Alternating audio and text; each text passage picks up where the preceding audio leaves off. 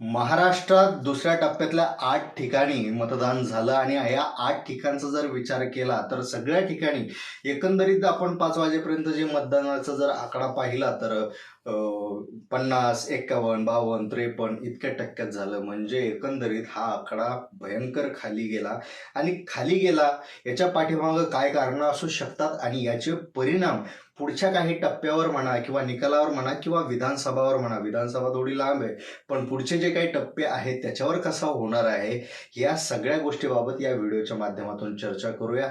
नमस्कार, मी सूरजकुमार उषाबाई सुधाकर आणि तुम्ही पाहताय बोल बिनधास्त.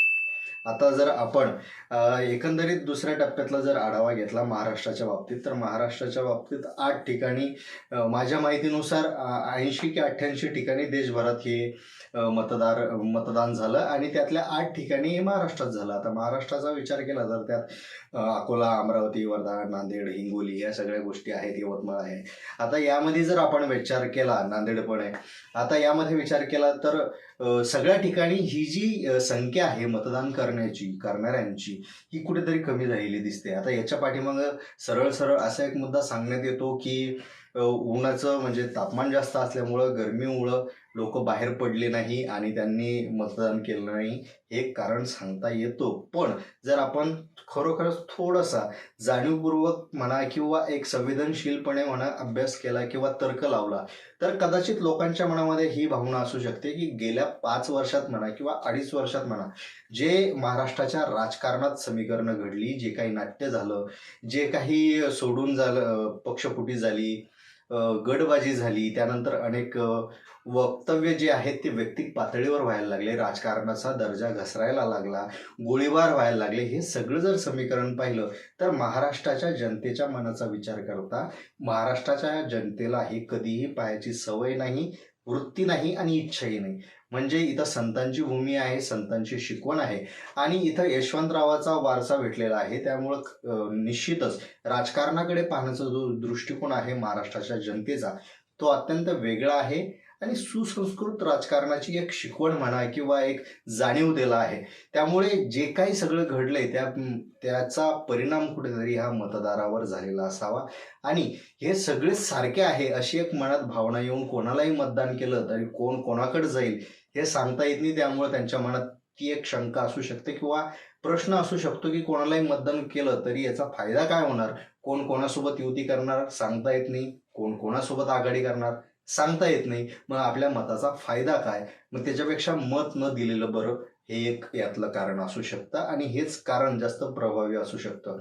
पण आता दिवसभरातल्या जर काही आपण घडामोडी पाहिल्या तर घडामोडीकडे जर लक्ष गेलं तर म्हणजे हे जे आपण मुद्दा मांडला या मुद्द्याचं एक चांगलं उदाहरण आपल्याला सांगता येईल की एका ठिकाणी आज माणूस मतदान करायला गेला आणि मतदान करायला गेल्यानंतर त्यांनी ईव्हीएम मशीनवर कुऱ्हाडीचा घाव घातला.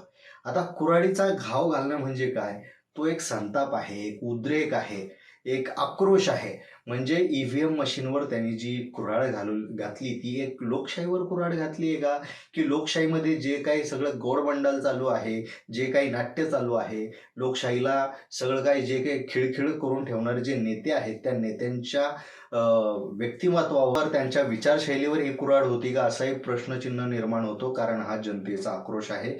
त्यामुळं कुठेतरी असं वाटतं की हा जो टक्का आहे घसरलेला या पाठीमागे हेच कारण असावं. दुसरी गोष्ट म्हणजे जर आपण पाहिली तर काही ठिकाणी असंही बोलण्यात येतं की अकोल्यामध्ये जो एक मतदारसंघ आहे अकोला आणि त्यामध्ये एक असा एरिया आहे जिथे वंचितचे मोठे कार्यकर्ते आहे, बौद्ध समाज आहे आणि त्या ठिकाणचे अनेक नावं मतदार यादीतच नव्हते असंही तिथं पाहण्यात आलं. तर काही ठिकाणी हिंगोलीचा जर विचार केला तर तिथे कित्येक मशीन्स बदलण्यात आल्यानंतर, कारण त्या चालत नव्हत्या, काही ठिकाणी मशीन्स मध्ये अडथळा आला, त्या सुधारण्यात आल्या, ह्या सगळ्या गोष्टी घडल्या.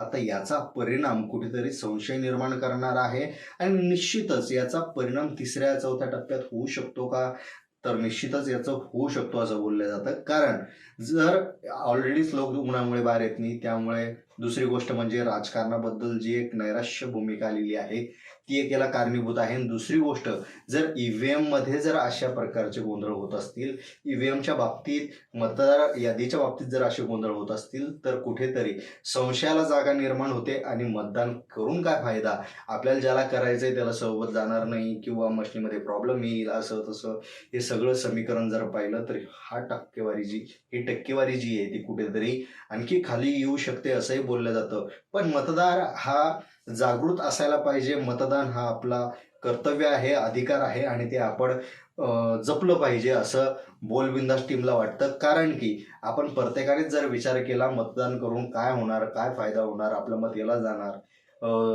वेस्ट होणार, हे सगळ्या जर गोष्टी प्रत्येकाने केला तर लोकशाही तशीही धोक्यातच येईल आणि लोकशाही किंबहुना धोक्यात येणार नाही तर संपुष्टात येईल असंही म्हणावं लागेल.